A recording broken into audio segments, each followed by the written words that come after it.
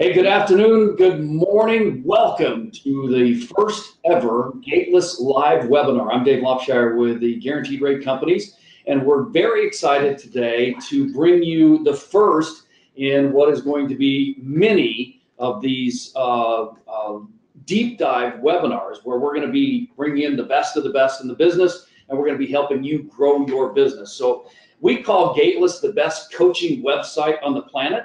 And we really believe that. And there's, if you haven't explored Gateless yet, we hope you do that. Gateless.com, and it's a really, really great way for you to build your business. So let's really get into it. I'm so excited to have Mario Greco here. Mario's from the Chicago area. We're actually at the Guaranteed Rate headquarters here in Chicago. And Mario is an interesting dynamic. So I'll give you a little background. Started out as an attorney, okay?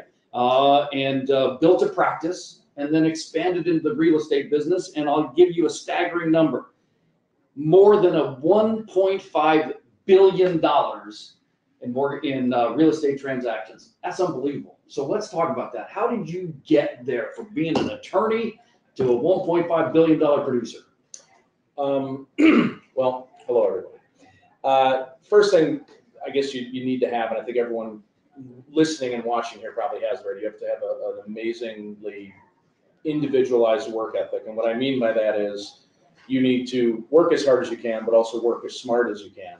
And the smart part is once you get there, that's when you start to expand and do the kinds of numbers that we're talking about here. Generally, I guess I've said this before and other things, and some of you have probably seen me say it, and some of you probably had coffee with me and I've said it. Do not be afraid to spend money on help. Help meaning marketing, either humans or print or internet or whatever it is, but you cannot not spend resources to expand. One of the things I always said to myself when I get into the business is, and partially this is because when I was a lawyer, it seems like lawyers are allergic to client relationships. I wanted to make sure that every client I had, no matter how many I had, thought that or felt like they were the only client that I had. So at first, pretty easy. You got 2 or 3 clients, you got a couple of deals. Within a couple, 2-3 months of starting to sell full time, I started to realize I was on the phone scheduling inspections and appraisals and taking a call from a potential new client, showing requests, and I thought, holy cow, the clients that I do have might start to get ignored. Can't do that. So I ended up hiring someone and splitting them with a more experienced agent right off the bat, and I was able to then push all of the other stuff aside so that I could continue to focus on not only the clients I had, but the clients that I wanted to have. So, and we talk about this all the time. It's like, salespeople should be doing the $500 an hour work instead of the $40 an hour work. 100%. And I've also always said that if you find yourself taking phone calls or making phone calls, scheduling appointments, you should go find someone to help you do that. Not because you're above it, but because you will surely not only waste time that you could otherwise be making money, but also the client that you're trying to make feel like they're your only client is going to start to feel ignored. And as you start to build your business, one person or one source of help becomes multiple sources of help, and you cannot be afraid to do that. I've never hired someone or expanded my group in some way where it hasn't paid for itself. Have I made some mistaken hires? Sure. But when I've decided to hire X for this position, once I get the right person in that X, it's always paid for itself. And the thing is when you're trying to expand and build your team, that person needs to fit into your vision. I mean, we always say lead in the direction the leader's going, right? So you spend a significant amount of time nurturing and building the rapport with that team member. Yeah, it's very important to not only bring the right people on, but then to onboard them, to use today's term, or train them in a way that they know why they're doing something, not that they have to go do something. In other words, if you hire someone and try to get them to memorize the 6 things you want them to do if they're doing X job, they will fail. You could have Einstein and they will fail. However, if you teach whoever you bring on the philosophy behind how you built your business and the reasons you do certain things, then when something is a little bit outside of what they've been experienced with, if they remember, okay, we do this because of this reason, they tend to do the right thing and also feel empowered, and it almost grows on itself where you give a little bit of a seed and they bloom on their own. But you do have to be vigilant constantly to make sure that everyone, both recent hires and old hires, are on board with the philosophy of the way you build your business. Got it. I want to go back to that client focus. I mean, that's so critically important. Is it's all about the person that we're serving, right? And I think service is something that we ignore or forget about sometimes. And it's all about serving the needs of that client. You've really built your practice on doing that. And number one, we do have a practice. That's what our business is. But let's go back to that client focus. What's your philosophy? How do you put that? What's your strategies toward making sure that they have a delightful experience? Well, it starts actually with the person who's not even yet a client. So when someone calls or emails in about possibly wanting to talk to us about listing their property or working with us as a buyer, if they get a voicemail, you're probably not going to get that business. So very, very beginning, I hired someone to just merely answer the phone.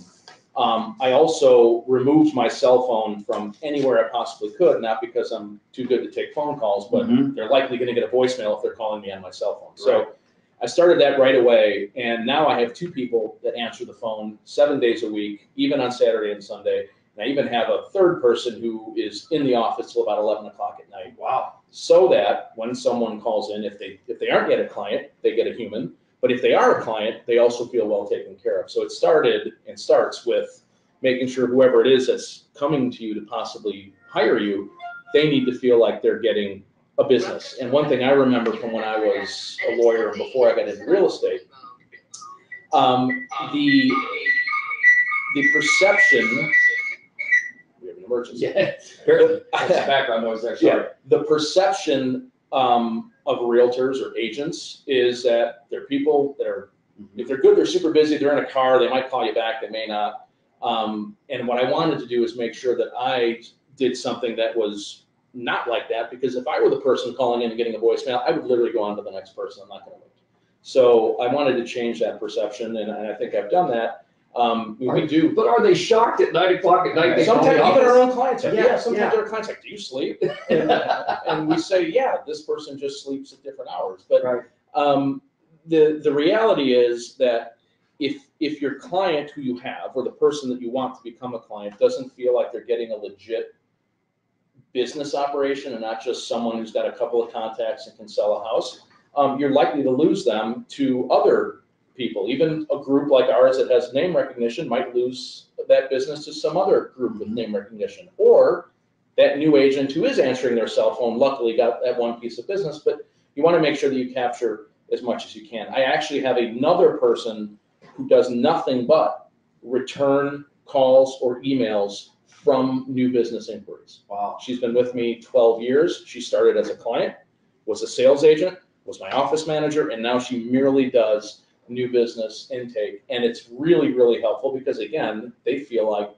the person calling in feels like, wow, this is kind of an operation, like I'm talking to someone. Right. And it sets the tone for the client being the focus, which means you have to pull through, obviously. So throughout the process and throughout the years, I've hired enough people to do the things that need to be done to make the client feel like they're the focus. And I know that a lot of agents say, well, the thing that distinguishes me is client service. And what they mean is that they run to the client at 10 o'clock at night to drop off the key. Well, you can do that once or twice, but there may be 3 different instances in one night where you can't do that. So you actually need to plan for multiple exigencies instead of just the one-off. Got it. Now, so if I'm an agent, say I'm doing 5 transactions a month right now, I don't have the wherewithal to hire somebody, so I have to answer my phone. I think that's critical. Somebody answers the phone, because as our business has changed, people are looking online. When they get home from work and at 9 o'clock at night, they find a house and they go, man, I want this house. Yeah. So I think it's critically important that I love that, is that if you don't have the wherewithal to hire somebody, you got to have the cell phone and you got to pick it up. In addition, when I say answer the phone, I also mean email. So the person, the schedulers and the person who's there after hours is also in email, both my email and the scheduling email, to make sure that if something comes in by email, they're getting responded to as well. So you mentioned 5 transactions a month. If you're doing 5 transactions a month, you should hire somebody. Absolutely. Flat hire someone. I know it sounds like a lot of money to pay someone, $25,000, $30,000, $35,000 a year, but if you break that down, it's a couple of transactions, and you're likely going to get 3 times the number of transactions because you hired that person. 5 becomes 15. Absolutely. Right. All right. So now let's go back to another procedure. I want to go buy side, sell side, because that's typical in our business, and there's a lot of real estate agents that go, I'm going to focus only on the listing side. We all know that we got to have buyers. Okay. So let's start with the buy side. Think back in the day when you were dealing with buyers and listings. What was your focus on the buy side? Did you do anything different outside the craziness, and then what you've done over the years to kind of focus in on the buy side? So when I first started, I took any buyer that came my way. I remember looking at $50,000 units in Rogers Park and $25,000 units in Woodlawn and anything in between. And it got to a point where, if my focus is client service, I was not able to be with every one of the clients whenever they wanted to be, because by definition, if they have jobs, they all want to look at the same time. So I hired a buyer's agent probably only 6-7 years ago. So I did it for about 10 years, and it was grueling. And there's really no substitute for getting to know the market, as well as what buyers bring up, as well as, frankly, seeing property. If all you are is a listing agent, you'll see fewer properties than if you don't work with buyers. I saw more property with buyers when I was working as a buyer's agent than I do now, as mostly focused on listings and having the buyers work with other members of my group. Right.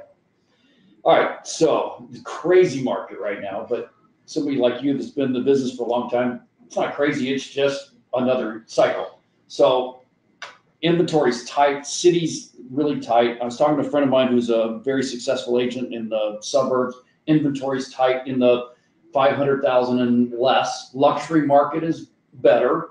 What are you doing as far as this, drought of properties? And let's talk about some of the reasons why. Okay. Actually, let's talk about the reasons why, and also something that I think isn't being written about or being said yet. Inventory is down, but based on showing requests and based on traffic in our group, we have 50-some listings ranging from very low prices to very high, ranging from far north to far south. The number of buyers are down as well. So even though inventory, or at least the number of buyers willing to actually buy something is down, but even in showing traffic is down. I think there's a lot of reasons for why sellers aren't listing. One is they have a really great interest rate that they got a few years ago, and they may not want to jump into something different. Two, I think the downturn scarred a lot of people and said, do I really need that bigger place yet? Well, maybe not. And is there uncertainty in the world and in politics and so on? Yeah. So they're going a little, yeah, but they're going to step back.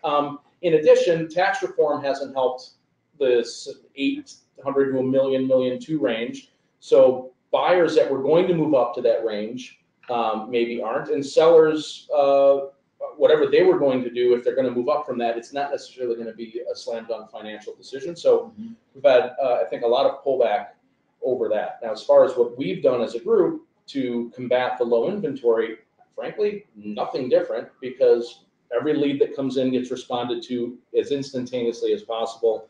Everything that happens normally in any market happens at the same time. And if someone is getting an answer to a phone call at any hour, if someone is getting a response to an email and they are a new business, we're really well set up to capture all of that. I would say, though, if you're a new agent, experienced agent, but wherever you are, I think it's really critical to be the professional in the relationship, be it new business or be it existing client. When your client comes to you and says, well, my neighbor said this, or Uncle Joe said this, and the paper is saying this, you have to realize the paper is reporting old data. You as an agent are seeing present data, lack of showings, lack of contracts, deals falling apart over nothing, which we're starting to see now. Multiple offers that are, instead of resulting in a feeding frenzy, are resulting in a scurrying away, and your multiple offer becomes one or maybe none. So you have to be the professional. As a listing agent, you have to tell sellers, look, I realize that 6 months ago your neighbor sold for X and they sold in 4 minutes and had 18 offers. We are in a different market. I think, based on what I read, and I read everything I possibly can about the economy in general as well as real estate, we're at an inflection point in the market. I think we are, maybe peak pricing, maybe not, but we are, something's going to happen. I don't think we're going to have a cataclysm like in 08, 09, but we're going to have a bit of a retrenchment in eagerness to buy, as we're already starting to see, prices and so on. So you need to be the professional. As a buyer's agent, you need to let clients know, hey, guys, I understand that your friend has been looking for 9 months and just finally bought a place for 12% below asking, but maybe they were in a different price point, or maybe they're in a different neighborhood, and realize, again, you're the professional. Guys, we're looking for a $300,000 property. They sell in 4 days. Yes, the agent isn't lying. There is another offer. I know the agent, or even if you don't, they're likely not lying. My experience is, and I always couch it that way, is that we are in a very tight market in your price point in this neighborhood, and take control of the situation. When you don't, and I see this even sometimes in our group, if you don't take control right at the beginning, and I mean when they're sitting at the table when you first meet them, you're setting yourself up for, again, Uncle Joe and the friend to give them advice that they're going to take over you, because frankly, they've known you for a lot fewer days and months and years than their relatives and friends who've been through it before. We're going to talk a couple things. We're going to talk tech, right? Tech has changed our business a little bit too, but I want to focus in on the different generations, right? We have different types of buyers. Us old guys, we're still looking at, real estate. That's the solid, the solid part. As you go to the younger generations, that's less and less.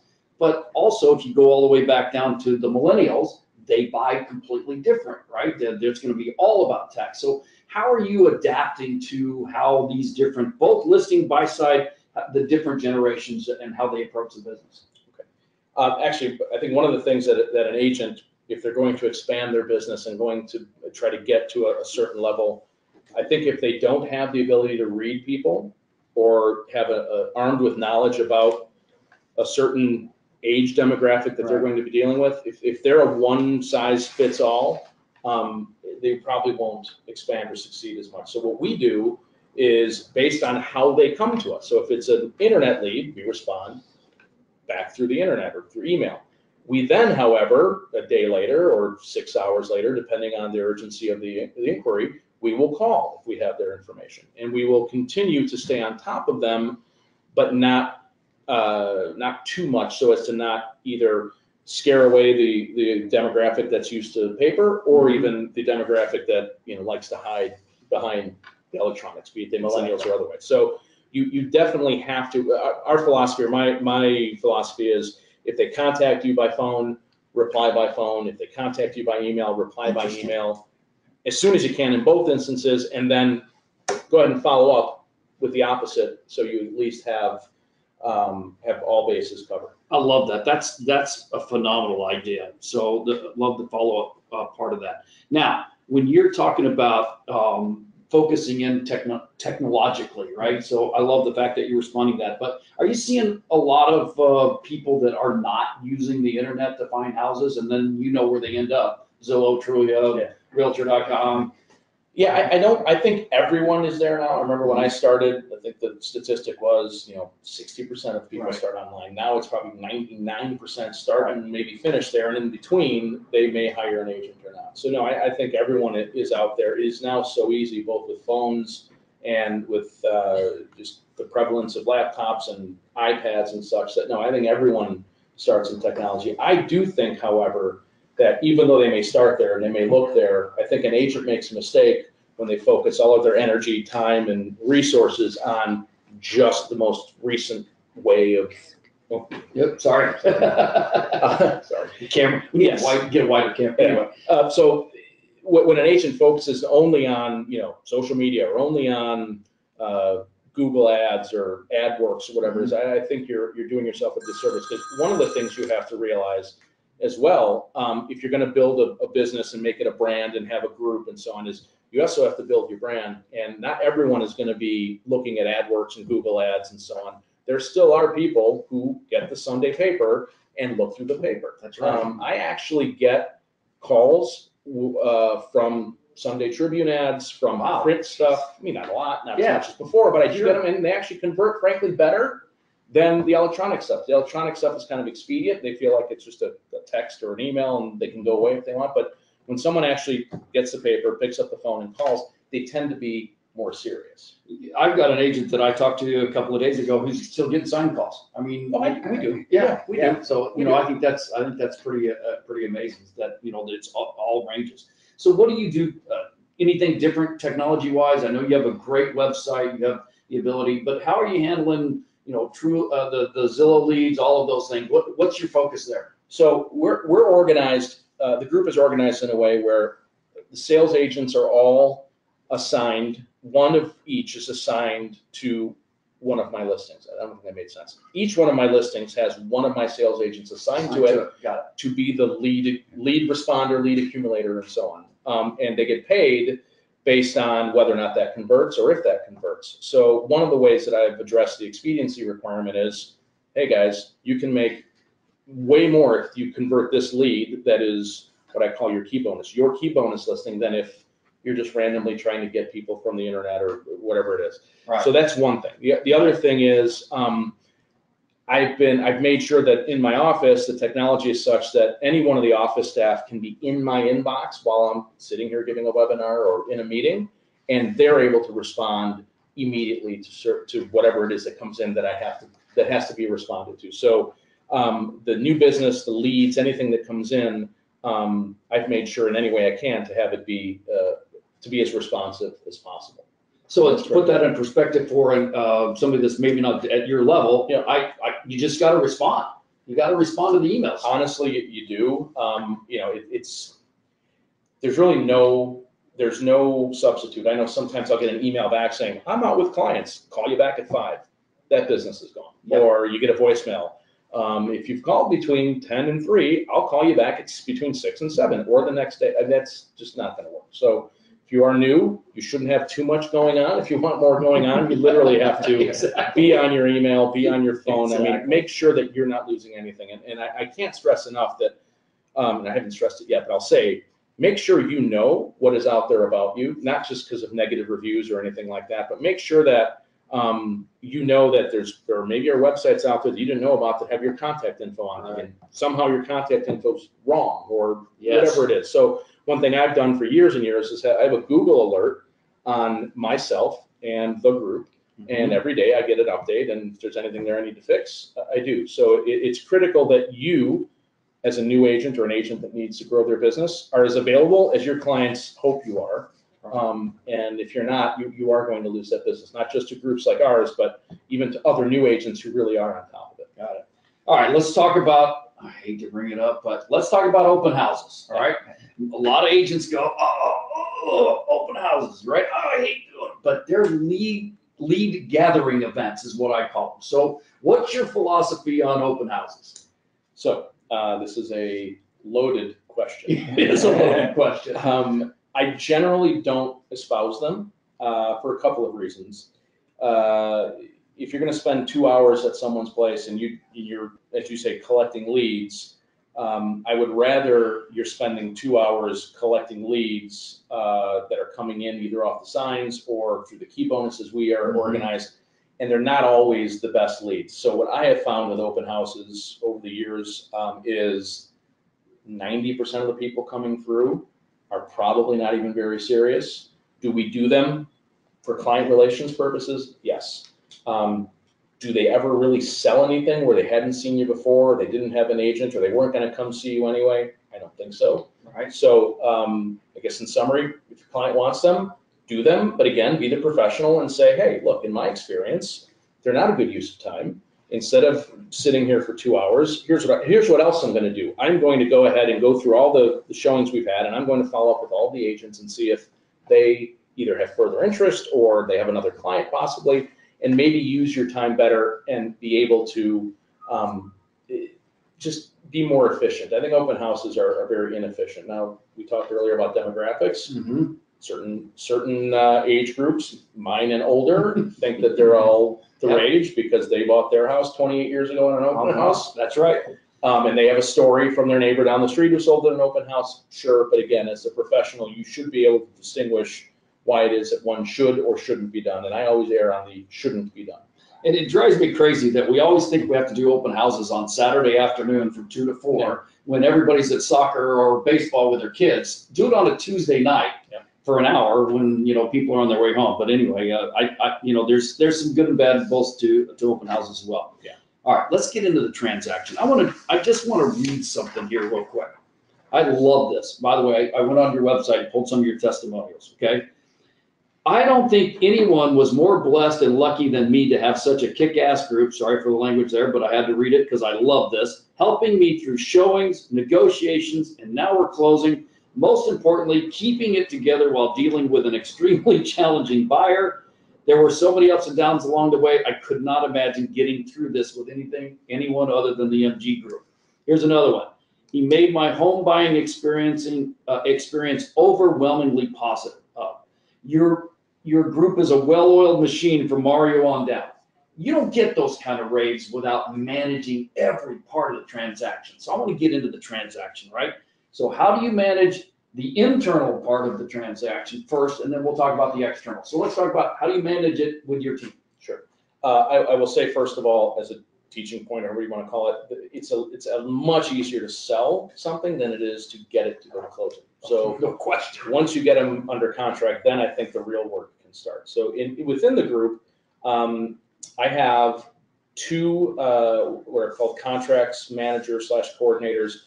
Their only job is to manage the paperwork, the phone calls, the emails, scheduling the appraiser inspection, and so on. That's it. That's all they do. And there's someone else, as we've already spoken about, who does the scheduling of showings. So even then, there's someone other than the scheduler is actually scheduling the stuff that happens during the transaction. And I think one of the missed opportunities for agents is they feel like, oh, once it goes to the attorney, and it's an attorney I know, so it'll be great, they just kind of let it go. I've always been of the mind that you have to monitor it extremely closely. In addition, within the group, if it is either a co-list with another agent or the key bonus agent, they're also required to keep an eye on things. But most importantly, I actually keep an eye on everything. We created a group email within the group called contracts@mggroupchicago.com. I get every single one of those emails. office@mggroupchicago.com, that hits contracts plus marketing plus scheduling and me.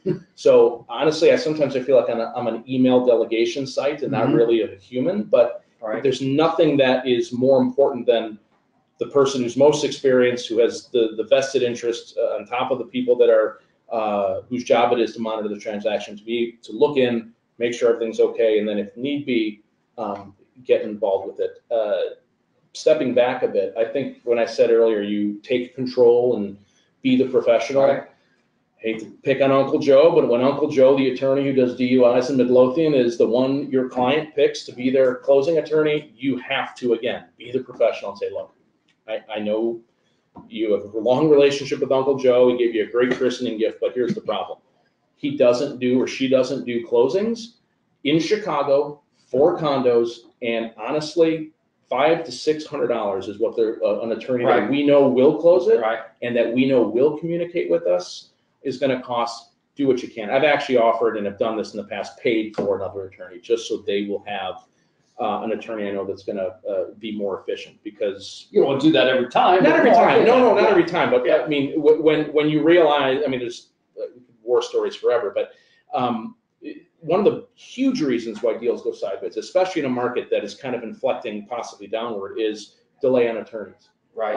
I just got back from out of town and something went under contract the day I left. We are now 3 weeks later and we are still in attorney review because my client's attorney, it's Uncle George, not Uncle Joe, is literally still kind of futzing around, going to court hearings and taking depositions, and his clients, our clients, are not being serviced. And frankly, the seller is getting upset and threatening to move on. So it's very important, though, you take that control in the beginning. So, plus you have title, you have settlement, you have lenders. Yeah. How do you manage that in addition to attorneys, the rest of the external part of the transaction? So one of the things, as realtors, agents, you should, if you're just starting out, start to accumulate good experiences, make sure that they are part of your database, and have different resources available so that you can refer your clients the lender, the attorney, the handyman, the cleaning Right, service, right. the storage service, the stager, all of that. Because not only do you know they do good work, but you then have some control over the situation and frankly, some way to keep the vendors accountable. I have a situation right now where my seller decided that instead of having one person that I referred that they actually liked, they decided to piecemeal about 7 other projects. 6 of them aren't done. One of them, no one knows if it's been done. And these sellers actually live out of town. This is a $2 million house. Wow. Yeah. So it's important for you to be their professional and again, to take control, do what you can to make sure that your clients are using competent people whose work you trust. And you've built strong relationships with a lot of the people that serve your needs, right? I mean, you have great lender relationships, great title, great settlement, all that stuff, right? You've worked hard at building those relationships? Yeah, without a doubt. And I don't care what level you're at, if you don't have those, you can't really grow your business because you'll always be putting out fires and you'll be kind of cut 12 different ways. You gotta get there. So how do you stay on top of all your clients? I mean, you got to have some kind of a CRM, some kind of a database approach. Let's get into the and I love the client for life approach. It's one of the things that I teach constantly. I'm sure you have people that come back to you over and over and over. What's your marketing strategy? What's your CRM? What are those strategies? So we use a CRM called Property Base by Salesforce. It is not cheap, but it is the best one out there. I've heard of others, tried to use others over the years, and it is by far the best. It is the most user-friendly. It's link-based. I mean, it's very, very easy. It's very good on the phone. In addition, though, you can't just assume that your CRM is going to do it all for you. That same person who handles all the incoming business inquiries also handles all of the follow-ups for people that have maybe been put on hold or that are going to, they rented their place and their lease is up in 9 months. So she will reach out in 6 months about, hey, are you getting ready to get back on the market? So you have to have an electronic element, I think, and a CRM is critical, but you also have to have a human side to it. As far as how we market to our clients, and this is probably something that I've let sort of go over the years because I always thought, well, unless I contact them or unless they think that we're the best out there, it doesn't matter how many magazines or magnets or dumb things I send to them, they're not going to come back. So I made the decision long ago that they're going to have such an experience with our group. And to your point, they're going to have the best stager referred to them, the best attorney, the best lender, and in addition, have the best experience with us to get testimonials like you read, that they don't need the dumb magazine or the dumb magnet to come back to us. They literally call. We have clients all the time that call, hey, by the way, what paint color do you think I should paint the babies with? They're not moving for another 20 years. But so I think that's critical. And there really is no substitute for making sure that your client feels that way. But yes, you do have to have some, I think we have 8,000 clients or 8,000 contacts, and without a management system. Yeah. And it was property base is from Salesforce. From Salesforce. Yeah, correct. Yeah. Just a quick reminder that people on the webinar, please, we'll save a couple minutes at the end of the call to field questions, so you can ask questions in the chat feature in the webinar on the right-hand side. Yeah, just use the questions box. It works better than the chat feature. So just use that questions box. And if you don't see it, there's a little orange arrow at the top. Just click on that. That'll expand the box. And then you'll see the questions box just below that. So again, that's Property Based by Salesforce. I'm very familiar with Salesforce. It's great stuff. But to your point, it's a little pricey, but worth every penny. It is. It also took 3 months to actually implement with multiple phone calls with the property-based people and with 2 of my office staff almost fully dedicated to it. So it's a big financial investment, a big time commitment, but it's definitely worth it. It pays for itself. Yeah. All right, let's talk about, I want you to put your coaching hat on now. I mean, the thing is that you've built a kick-ass team, okay? So you've obviously hand-selected people, but you've also brought them to the next level. Let's talk about what you coach them on as far as their sales habits go, their time management habits, all of those things. So what's your approach with building a great and really successful salesperson? I think for one, and if you take nothing else, this is what you take for the answer to that question is you have to set the example. You have to be at times the first one in to the office or the first one on email. You have to be the last one. You have to be constantly encouraging as well as, frankly, correcting as much as humanly possible. That's one. In addition, like I said earlier, just like with office staff, you have to instill the philosophy in the group, your philosophy, and they have to understand that no matter what happens out there, because every situation is going to be different, they'll never see the same thing twice. No matter what happens, the answer to the question or the solution to the problem is based in the philosophy, and that's critical. As far as individually or more on the street day-to-day stuff, I still to this day will either correct something if it went out by email, or if something comes in and it's not really my deal, it's one of my salespeople's deals, I will still be involved and say, hey, by the way, let's suggest this and watch out for this. And I won't necessarily step into the email chain. I will go ahead and do it outside of it. So that actually empowers the sales agent to feel like they can solve the problem themselves. They are showing their client that they are being able to solve the problem. And frankly, the sales agent feels like, wow, this is the group I'm in is actually supportive, and look at all this experience we have. And I try to impart that as much as I can. But really leading by example and not taking anything that comes in for granted, even if it's not your deal or even if it's not your referral, really being on top of it. There really is no substitute for being on top of everything. Got it. Take nothing for granted. That's great stuff. Truly. How do you manage your time, man? You are, just got back from a big photo shoot. Congratulations on another great award. Can we tell them you? Yeah, it's Who's Who Chicago agent. Yeah. Again. So anyway, good photo shoot. But anyway, I'm constantly working with salespeople to try to help them manage their time. And I say, look, if it doesn't make you money, it's a lesser priority, right? Focus on the things that are green. Yellow leads to money, and red is things that you should get out of the way. We talked about that earlier. Don't do the $40 an hour stuff, right? So how do you focus on your time? What's your management there? So interestingly, I say this even to potential clients when I sit down for a listing appointment. I do 5 things all day. I monitor email, delegate, and respond. I search the MLS hot sheet religiously, somewhat psychotically. I draft every listing sheet that hits the MLS. I do important showings, be they expensive, showings for expensive listings or high maintenance clients listings, or all second, third, and fourth showings, etc. Got it. And I get feedback from the buyer's agent who showed our listing. Really? So through an automated service, as well as following up if either they don't respond or their response is a bit vanilla. That's it. And I meet with people, obviously, but that's literally all I do all day. And I'm very lucky enough to have not only the infrastructure, but the talent to be able to do that. But if you were to just strip away the infrastructure and go down to a production level where maybe you don't have all of that, really those are the things you should be doing. And if you're doing more than that, you should hire someone to do the other things. Right. So you'd be surprised, and I've said this to people who I've met with, who asked about how do you grow your business. I'm not nearly as unavailable and nor nearly as sleep deprived as people think, but I've also built a situation that allows me to do that. And it is not inexpensive by any means, and there is pressure involved with, holy crap, it's December. We're only going to close X properties. My overhead is, oh my God. But you have to realize that then there's March and April, and you'll make up for it. So one of the things I did, actually, and this may be on topic, maybe a little off, but this is important.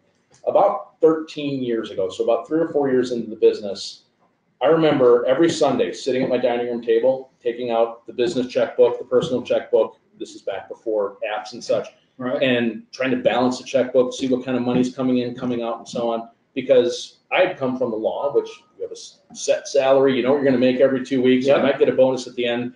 It was a very different situation, and I remember feeling massive stress before the work week. So I did some inquiring, and I hired an accountant, a small business / real estate focused accountant who has a bookkeeper, and they now send me every week the balances.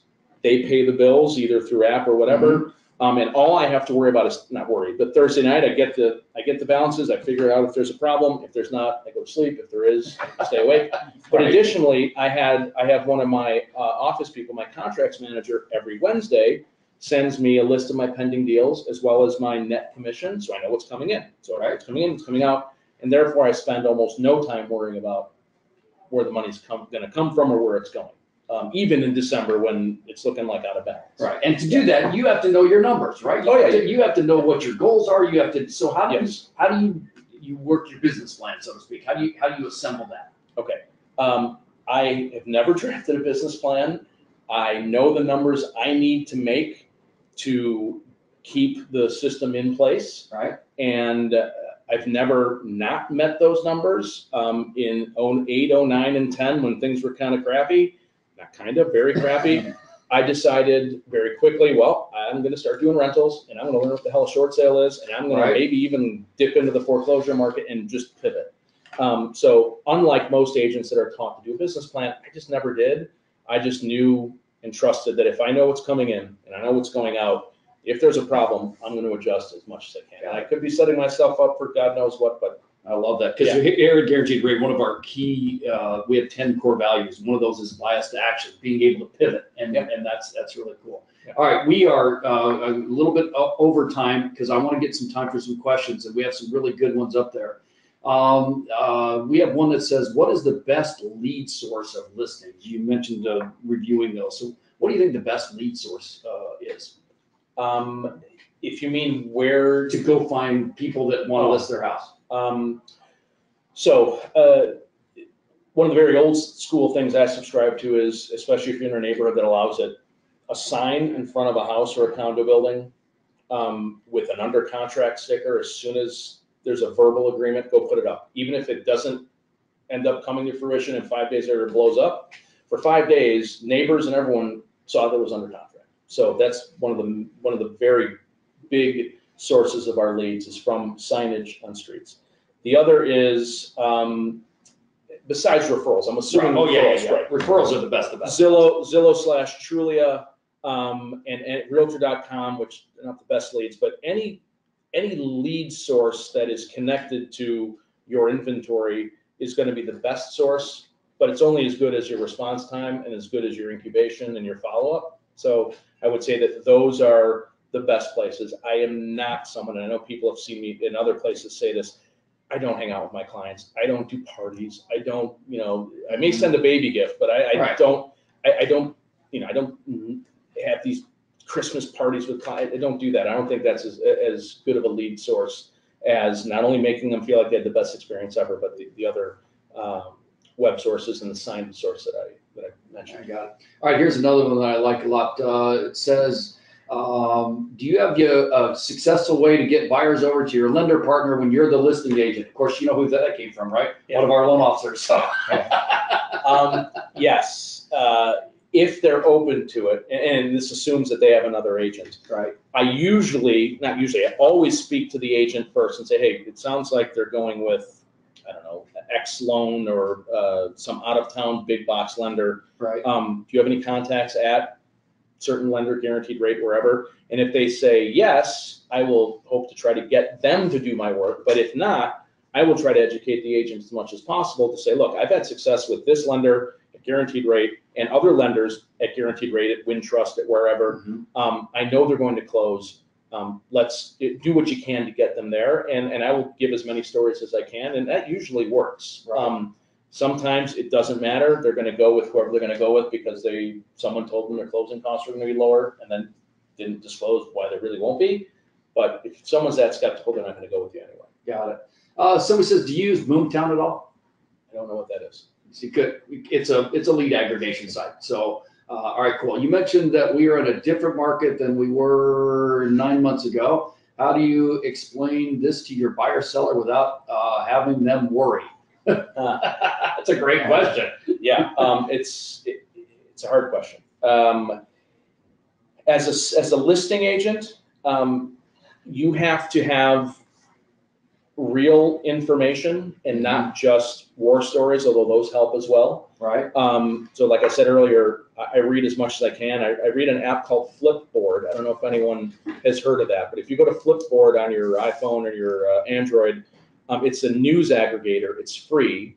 And somehow a lot of my articles are economy based, and I can control that, but maybe over the years I just don't know how. But I read as much as I can, not only about the U.S. economy, but the world economy, Europe, and so on, and try to do as much research, enjoyable research by reading, so that when I do talk to a seller and say, look, I understand, literally it was only 6 months ago and your neighbor across the hall sold for X, it likely won't happen and here's why. So I give them as much factual information as I can. If you're a new agent, you don't have the war stories. If you're not a new agent, you definitely should catalog some war stories, some great examples of how it is the neighbor didn't get the exact same thing the other neighbor got. As far as a buyer goes, here's where the sort of, not only do you need to know what's going on in the world, but I think you need to have a rudimentary grasp of economics and finance and realize that certain buyers, it makes more sense for them to buy than rent, but you have to be truthful about that. That's right. And then they will listen to you. And frankly, you have to be ready to say to someone, no, why are you buying? I just had a client call me the other day. They're about to retire. They want to downsize, want to go buy something else. And given their financial situation, they were nice enough to tell me sort of the lay of the land. So look, I'm not a financial planner, but I wouldn't buy, I would rent. And maybe go to a senior citizens community because that's going to be better for you long term. But obviously talk to your accountant, talk to your financial planner. But you get more mileage out of discouraging a sale than you do by encouraging the sale and actually going to the closing table, because the discouraged seller or buyer will really remember that and trumpet that a lot. Sometimes the answer is no. Right. You know? I love this question. In today's market, if a new agent is actively committing to prospecting, how long in your experience would it take that new agent to really establish themselves to get up and running? That is a great question. So think back when you started 16 years ago. You know, how long did it take you to build your practice? So back when I started, again, email and apps weren't exactly the most prevalent thing. I would sit as many development open houses, not resale, but development open houses as possible. And I would sit what was called, and I'm not even sure if they have this anymore, floor time. Yep. And I would do, I would prospect in that way, as well as pick either a neighborhood that I was going to farm and be consistent and actually send direct mail and do everything systematically. So they started to learn my name. And then I decided very early on that if you get a listing at 123 Main Street, you should be sending direct mail to the people around 123 Main Street. Yep. How long did it take me? Probably, well, it took me 3 months from starting full time to hire someone to answer my phones. That's the person I was splitting with somebody else. Then another 3 months to need that person full time, and then get another person to help me with showings.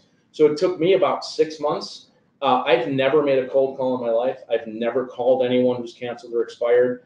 And about 10 years ago, I started to write letters, which I think are more, they're less invasive and more, the people are more receptive to them. But to answer the question, 6 months, I mean, it's really hard to say depending on what you're prospecting or how you're prospecting, how much time you're spending prospecting.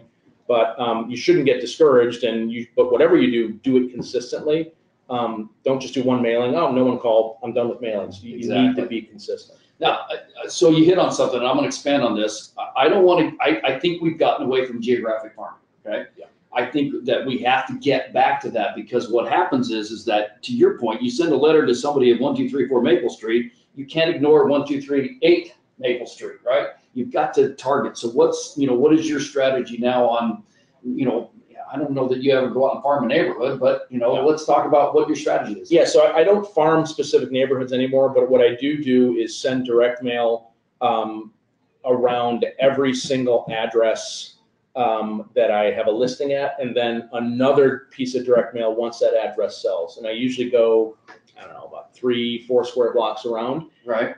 If there's a sign and it's a busy enough street in Chicago, I would say like a Wrightwood or a Fullerton or an Ashland or one of those, I might even send mail not right directly around that address, but go somewhere else where they're maybe not driving by the house, because you're going to end up getting a bunch of eyes anyway. Try to go around it such that you're still concentrating on that same neighborhood, and people will still know the house or the building if they drive by it.